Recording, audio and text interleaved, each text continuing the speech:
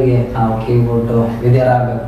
ಮೂರನೇ ಸತಿ ದೇವರು ಸಮುವೇಲನ ಅಂತ ಹೇಳ್ತಾನೆ, ಸಮುವೇಲನೇ ಸಮುವೇಲನೇ ಸಮುವೇಲನೇ ಅಂತ. ಆಗ ಸಮುವೇಲ 12-14ನೇ ವಯಸ್ಸು, ಅಂದ್ರೆ ಚಿಕ್ಕ ಹುಡುಗ ಇನ್ನೂ ಬರಲ್ಲ. ಆವಾಗಲೇ ನಾವು ದೇವ್ರ ಸಂಗಡನೆ ಡೈರೆಕ್ಟ್ ಮಾತಾಡ್ತಾನೆ.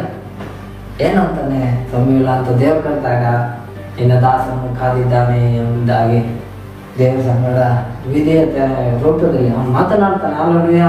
ದೇವರು ಅದನ್ನು ಮೆಚ್ಚುತ್ತಾನೆ. ದೇವರು ಅವನ ಸಂಗಡ ಮಾತನಾಡಿದಾಗ ಅವನ ದೇವರ ಆಶೀರ್ವಾದ ಮಾಡ್ತಾನೆ.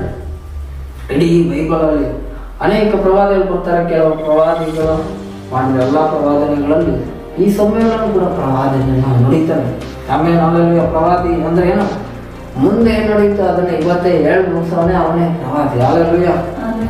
ಆ ರೀತಿಯಾಗಿ ದೇವರ ಆಶೀರ್ವಾದ ಮಾಡೋದೇ ಈ 12-14ನೇ ವಯಸ್ಸಲ್ಲಿದ್ದಂತ ಸಮಯಗಳನ್ನು. ಹಲ್ಲೆಲೂಯಾ. ಇವನು ಪ್ರವಾದನೆಯನ್ನು ನುಡಿತಾನೆ. ನುಡಿಯುವ ಎಲ್ಲ ಪ್ರವಾದನೆ ಒಂದು ಕೂಡ ಬಿದ್ದೋಗೋದಿಲ್ಲ, ಎಲ್ಲ ಕಾರಣ ಏನು ಗೊತ್ತಾ, ಅದ್ರ ಹಿಂದೆ ದೇವರೇ ನನ್ನ ಸಂಗಡ ಮಾತನಾಡಿದ್ದಾನೆ ಅನ್ನೋದನ್ನ ಕಂಡಿಡ್ದ.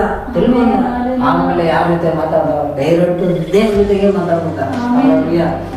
ಹಾಗಾದ್ರೆ ನಾವು ಕೂಡ ದೇವರ ಮಾತನ್ನ ಕಿವಿಗೊಟ್ಟು ಕೇಳಿ ಅದಕ್ಕೆ ವಿಧೇಯರಾಗಿ ನಡೆಯುವಾಗ ದೇವರು ನಾವು ಕೂಡ ಮಾತನಾಡುವ ಮಾತುಗಳು ಅವು ನೆರವೇರುವ ಹಾಗೆ ದೇವರು ಅದ್ಭುತವನ್ನ ಮಾಡಲು ಶಕ್ತನ.